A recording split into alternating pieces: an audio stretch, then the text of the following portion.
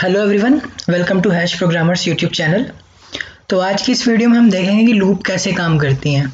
एक प्रोग्राम में आपकी लूप कैसे काम करती हैं। अकॉर्डिंग टू डेफिनेशन अगर हम देखें कि लूप को हम यूज़ कब करते हैं, तो हम लूप यूज़ करते हैं जब हमें किसी स्टेटमेंट्स के ग्रुप को बार बार उसे रिपीट करना हो। एक ही स्टेटमेंट हो या दो चार स्टेटमेंट हो, हम उन स्टेटमेंट्स को बार बार रिपीट करना है।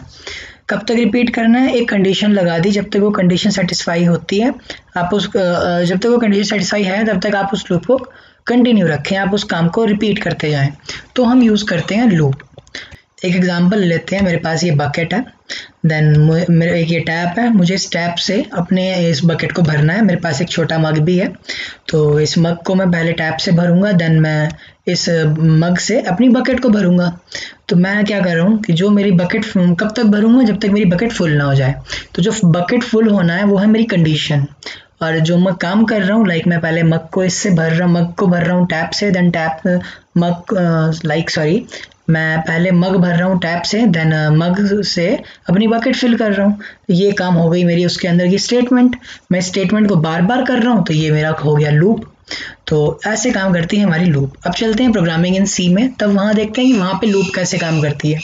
तो प्रोग्रामिंग इन सी में हम 3 लूप के साथ डील करते हैं। लाइक पहली हमारी लूप है डू वाइल लूप, नेक्स्ट आती है मेरे पास वाइल लूप, और सबसे नेक्स्ट आती है मेरे पास फोर लूप। अब डू वाइल लूप को डिस्कस करते हैं। तो डू वाइल लूप का जो फॉर्मेट होता है हमारी कोडिंग में, तो वो स्क्रीन पे आपको लेफ्ट साइड में दिख रहा है। तो डू के लिए ऊपर एक डू नाम से स्टेटमेंट लग जाती है, देन आपको वहाँ पे नीचे एक बॉडी बनानी पड़ती है डू की। उसमें आपको अगर इंक्रीमेंट करना है इंक्रीमेंट लिखो, डिक्रीमेंट लिखना है डिक्रीमेंट लिखो, स्टेटमेंट क्या चाहिए आपको, क्या प्रोसेस है आपका, वहाँ पे आप वो वहाँ पे लिख दो। देन डू की बॉडी बंद करने के बाद आप वहाँ पे एक कंडीशन लगा दो। लाइक प्रोग्राम आपका अच्छा भला काम कर रहा था, उसने इंक्रीमेंट भी पढ़ लिया, स्टेटमेंट भी देख ली, एंड देन उसके पता लगा कि हाँ ये कंडीशन भी है। लाइक मैं इसे एक फ्लो चार्ट की हेल्प से समझाऊं, तो पहले आपका प्रोसेस कंप्लीट हो गया। लाइक मेरा जो प्रोसेस था, लाइक मैंने क्या करा, मैंने वो बकेट वाला एग्जांपल लेता हूँ। मैंने एक बार बकेट को अपने मग का जो पानी था वो मैंने बकेट में पलट दिया। देन मुझे पता लगा कि उसमें कंडीशन क्या दे रखी है कि ये पूरा जब तक फुल नहीं हो जाता तब तक ये काम करो। लाइक आपकी मम्मा आपसे कह दें कि आप फ्रिज में बॉटल भर के रख दो, आपने एक बॉटल भर के रख दी, लेकिन मम्मा ने फिर बाद में कहा कि बेटा सारी बोतल भरो, तब लगी ना असली शामत। तो ऐसे हमारी डू वाइल लूप कराती है काम, कि पहले तो हल्का काम बता के करा लेती है, लेकिन बाद में बताती है कि हाँ ये तब तक करना है। तो ऐसे काम करती है हमारी डू वाइल लूप। लेकिन अब नेक्स्ट जो आती है मेरे पास वाइल लूप, ये बहुत सिंपल एक डायरेक्ट बात करती है कि हाँ भाई फ्रिज में बॉटल्स भरनी है, फ्रिज की बॉटल्स भरनी है, जब तक पूरी नहीं भर जाती तब तक भरते रहो। ये सिंपल सा काम है। तो इसमें भी जो हमारा प्रोसेस होता है, जो इसमें डिसीजन होता है वो पहले लिया जाता है। डू वाइल लूप में डिसीजन बाद में, कंडीशन बाद में लगाई गई, पहले प्रोसेस निपटाया गया। नेक्स्ट जो वाइल लूप थी, इसमें डिसीजन पहले ही लिया गया, उसमें कंडीशन पहले ही लगा दी, पहले ही बता दिया कि बेटा सारी बॉटल्स भरनी है, अगर आपको मंजूर है तो आप भरोगे, नहीं है तो थप्पड़ खा के बाहर जाओगे, ऐसे तो मम्मी बैठने नहीं देगी घर में। देन ऐसे काम करती है हमारी वाइल लूप। तो वाइल लूप में जो हम कंडीशन देते हैं, तो वाइल के आगे पैरेंथेसिस लगा के बीच में उसमें कंडीशन दे देते हैं।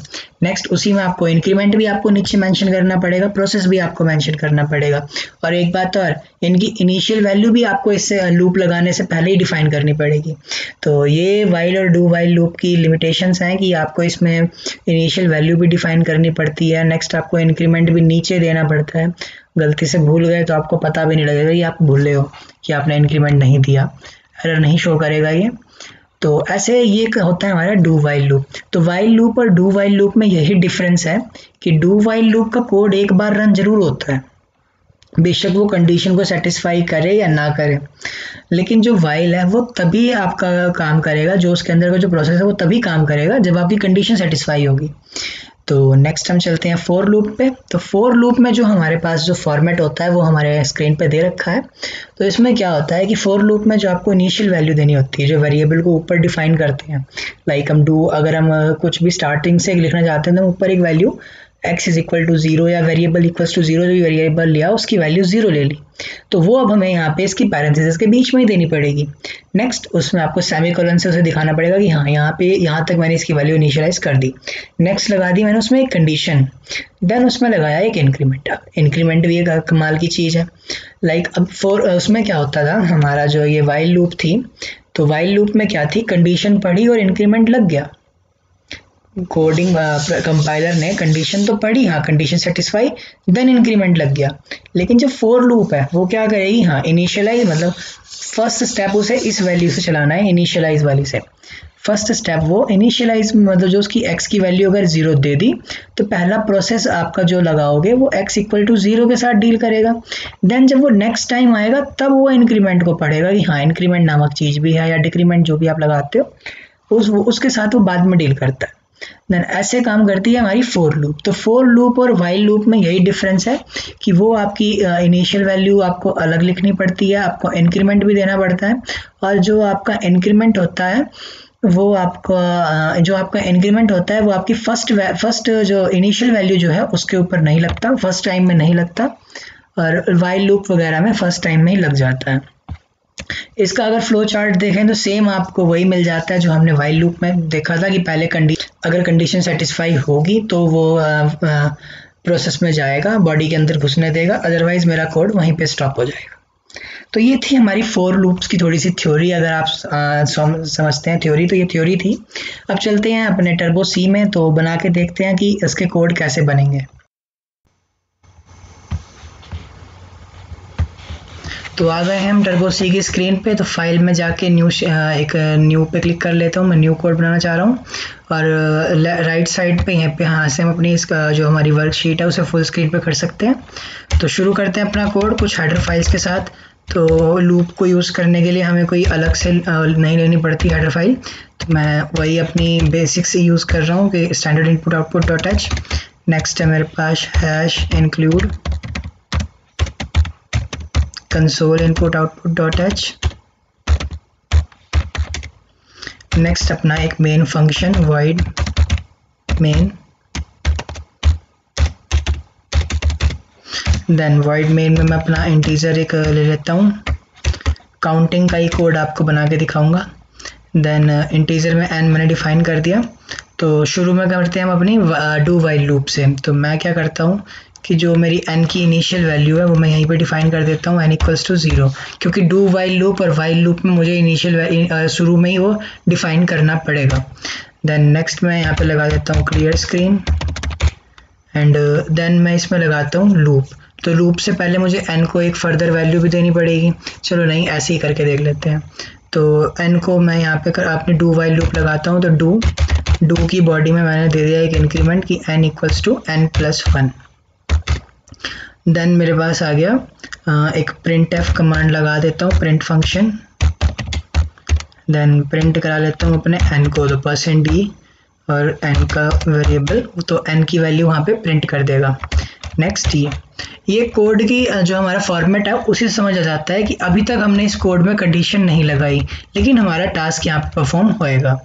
नेक्स्ट जब हम लगाते हैं इसमें कंडीशन, तो हमने यहाँ पे वाइल लगा दिया और उसके बीच में हमने कंडीशन देनी है कि जब तक n हमारा 10 से छोटा है, कि अगर जब तक 10 से छोटा होगा तब तक आप इस लूप को कंटिन्यू रखो। देन मैंने यहाँ पे गेट ch लगाता हूँ, एंड देन मेरा void main बंद। तो ये मेरा कोड ऑलमोस्ट कंप्लीट है एक नंबर 10 तक की सीरीज़ को प्रिंट करने के लिए। तो कंट्रोल F9 से कर लेते हैं कंपाइल। तो 1 2 3 4 5 6 7 8 9 10 वहाँ पे उसने ये सीरीज़ वहाँ पे लिख दी। तो अब इसे चेक करते हैं कि अगर मैं एक बार इसे न्यू लाइन्स के लिए लगा के देख लेता हूँ। तो \n से हम न्यू लाइन लगाते हैं। एक चीज़ हमेशा ध्यान रखना कि अगर आप स्टार्टिंग में \n लगाते हो तो आपकी फर्स्ट लाइन आपको एक गैप की तरह, मतलब फर्स्ट लाइन में आपको कुछ मैटर दिखेगा नहीं। लाइक मैं दिखा देता हूँ। तो फर्स्ट लाइन में यहाँ एक गैप आ गया है, तो इसे सॉर्ट आउट करने के लिए हम \n जो है %d के बाद, हुआ क्या कि जब हमने \n पहले लगाया तो उसने लिखने से पहले ही कर्सर को नेक्स्ट लाइन में शिफ्ट कर दिया, लेकिन मैं चाहता हूँ कि वो पहले लिखे फिर उसे नेक्स्ट लाइन में शिफ्ट करे, फिर जब दोबारा रन आए तो वैसे ही वो एक डिजिट लिख के वहाँ पे नेक्स्ट लाइन में शिफ्ट हो जाएगा। तो ऐसे मेरे स्टार्टिंग में कोई गैप नहीं आया। देन चेक करते हैं कि अगर हम n की इनिशियल वैल्यू ही 10 से ज़्यादा दे दें तो क्या ये कोड काम करेगा। मैं इसे दे देता हूँ 110। देन करते हैं कंपाइल, तो उसने वहाँ पे 111 को प्रिंट करा, 111 को उसने वहाँ पे प्रिंट करा, मतलब एक बार तो कोड हमारा एग्जीक्यूट होगा। किसमें? डू वाइल लूप में। तो ये थी हमारी डू वाइल लूप। अब हम बनाते हैं एक वाइल लूप का प्रोग्राम। तो डू की जब मैं इसी कोड को थोड़ा चेंज कर लेता हूँ, तो ये वाइल के अंदर कंडीशन हमने दे रखी थी कि n is less than 10। Then मेरे पास ये नीचे वाइल की बॉडी बन गई, तो यहाँ से मैं वाइल को हटा देता हूँ। तो अब मेरे पास क्या होगा कि पहले कंडीशन लगेगी, देन वो काम करेगा। लाइक मैं इसे इनिशियल वैल्यू दे देता हूँ 0, देन इसे करता हूँ कंट्रोल F9, तो उसने भी सेम मेरे पास 1 2 3 4 5 6 7 8 9 10 ऐसे मेरी सीरीज प्रिंट कर दी। तो अब चेक करते हैं क्या ये 110 को भी प्रिंट कराएगा। तो करते हैं 110 की इनिशियल वैल्यू 110 देके करते हैं इसे कंपाइल। तो वहाँ पे उसने कुछ प्रिंट नहीं कराया, क्योंकि कोड हमारा पहले ही उसने कंडीशन लगा ली कि 10 से अगर n छोटा है तभी मैं आगे जाऊँगा, अदरवाइज मेरा कोड यहीं बंद हो जाएगा। देन सेम उसने यही काम करा कि जब उसने n को चेक करा कि 110 तो वो 10 से बड़ी वैल्यू है, तो मेरी कंडीशन सेटिस्फाई नहीं हुई, तो उसने बॉडी के अंदर घुसने ही नहीं दिया। तो ऐसे काम करती है हमारी वाइल लूप। तो अब मैं आपको यूज़ करके दिखाऊंगा फॉर लूप। तो फॉर लूप के कोड के लिए मैंने ऊपर हेडिंग फाइल्स लगा दी हैं, हेडर फाइल्स लगा दी हैं, एक मेन फंक्शन स्टार्ट कर दिया है और n नाम का एक वेरिएबल भी मैंने उसमें डिफाइन कर दिया है। तो अब जो मैं कोड बनाने जा रहा हूँ वो होगा मेरा टेबल्स के लिए।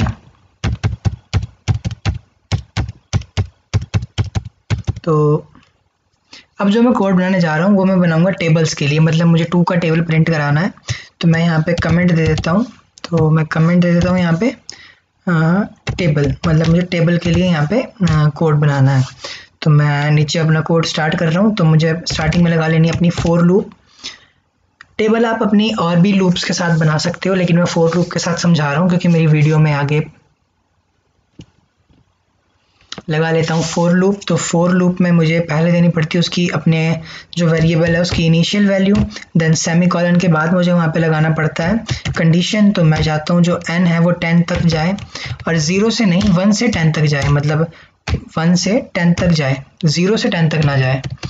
देन उसमें क्या करना है, मुझे इंक्रीमेंट करना है। तो मुझे क्या करना पड़ेगा, n++ वहाँ पे इंक्रीमेंट दे दिया। देन अगर ये कंडीशन सेटिस्फाई होगी तो मेरी फॉर की बॉडी के अंदर का जो कोड है वो काम शुरू करेगा। तो अब मैं शुरू कर लेता हूँ यहाँ से जो लूप में मेरा काम है। तो पहले मुझे चाहिए कि जो मेरा टेबल है वो m का टेबल है और वो m में ही स्टोर होता जाए। तो m*n मतलब m2 का टेबल एग्जाम्पल लेता हूँ मैं। तो 2 का टेबल मैं एग्जांपल लेता हूं। तो मुझे 2 का टेबल लिखने के लिए क्या चाहिए होता है, 2 × 1 = 2। तो फर्स्ट टाइम में तो उसने यहाँ पे कर दिया। m की वैल्यू मैं यहाँ पे ऊपर डिफाइन कर देता हूँ कि जो मेरा m है कोमा एक इंटीजर वैल्यू है m एंड उसकी वैल्यू मैं यहाँ पे दे देता हूँ m = 2। तो अब होगा क्या, जो m की वैल्यू है, जो m की इनिशियल वैल्यू है वो हो गई मेरे पास 2। अब हुआ गया, यहाँ फॉर लूप के अंदर आ गए हम। अब यहाँ क्या हो गया, m = m*n मतलब जो m था उसमें n की मल्टीप्लाई हो गई। अब मान लो फर्स्ट टाइम में 2 = 2 × 1 हो गया, यानी m के पास वैल्यू स्टोर हो गई 2। देन नेक्स्ट टाइम भी वो 2 आया, देन वहाँ पे उसने क्या करा, अब की बार n की वैल्यू 2 हो गई। देन अब क्या हुआ, 2 × 2 = 4। अब m की वैल्यू तो 4 हो गई, लेकिन अब जब नेक्स्ट टाइम आया तो 4 × 3 करेगा ना, वो उससे थोड़ी याद है कि वो 2 करेगा, क्योंकि लूप जो है वो अपनी बॉडी में काम करती है। तो यानी मुझे बार बार याद दिलाना पड़ेगा। एक बार मैं आपको वैसे ही कंपाइल करा के दिखा देता हूँ। m = 2 मैंने अलग इनिशियलाइज करा एंड फॉर लूप मैंने अलग बंद कर दी। मेरा code almost complete. Get ch लगा लेता हूँ एंड इसे वाइड मेन को ही बंद कर लेते हैं। मेरा कोड ऑलमोस्ट कंप्लीट है, बस मुझे अपनी आउटपुट प्रिंट करानी है। तो मैं यहाँ पे लगा दूंगा प्रिंट फंक्शन और %d एक इंटीजर के साथ डील कर रहा हूँ, उसका एड्रेस मेरे को m में देना है। तो अब जो क्या होगा, इसे कंपाइल कर लेते हैं। तो कंपाइल करने के बाद मेरा जो आउटपुट आई है वो आई है मेरे पास 241 242, ऐसे ही कुछ डिजिट चल रहे हैं, कुछ समझ नहीं आ रहा। तो उन डिजिट्स को समझने के लिए नेक्स्ट लाइन कर लेते हैं कि वो एक बार जब मेरा टास्क कंप्लीट हो जाए वो नेक्स्ट लाइन में कर्सर को शिफ्ट कर दे। तो वहाँ पे प्रिंट हुआ है आपका 2 4 12 48 240। तो ये तो 2 का टेबल है ही नहीं। तो हुआ क्या, दरअसल बात ये हुई कि हमने m को इनिशियल वैल्यू तो 2 दे दी, लेकिन अंदर आके उसकी वैल्यू के साथ बहुत ज़्यादा चेंज आ गया। लाइक फर्स्ट टाइम तो उसने 2 1 2 काम करा, सेकंड टाइम 2 2 4 तब भी काम करा, लेकिन जब थर्ड टाइम आया मतलब m की वैल्यू अब 4 हो गई, 4 उसने प्रिंट कर दिया। अब m की वैल्यू तो 4 हो गई और n की वैल्यू 3 हो गई, तो 4 3 जा 12, ना कि 2 3 जा 6 वो प्रिंट करेगा। तो यानी मुझे m की कंपाइलर को बार बार याद दिलाना है कि जो m जो है, जो उसकी वो मल्टीप्लाई कर रहा है वो 2 हो जाए।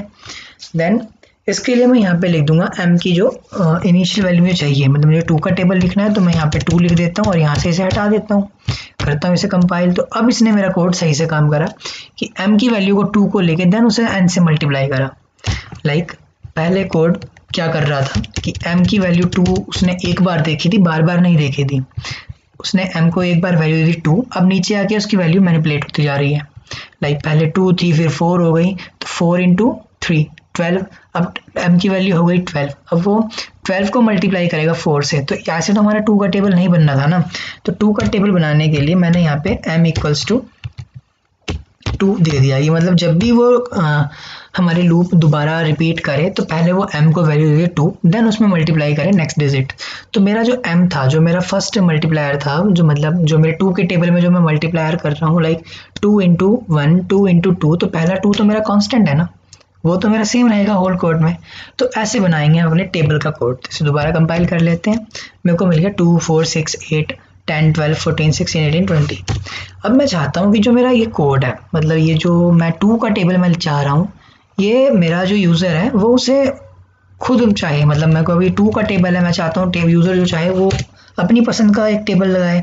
तो उसके लिए मैं इसे प्रिंट करा देता हूँ, print F enter number NUMBER, तो उसे वहाँ पे मैसेज मिल जाएगा कि उसे एक नंबर प्रिंट लिखना है।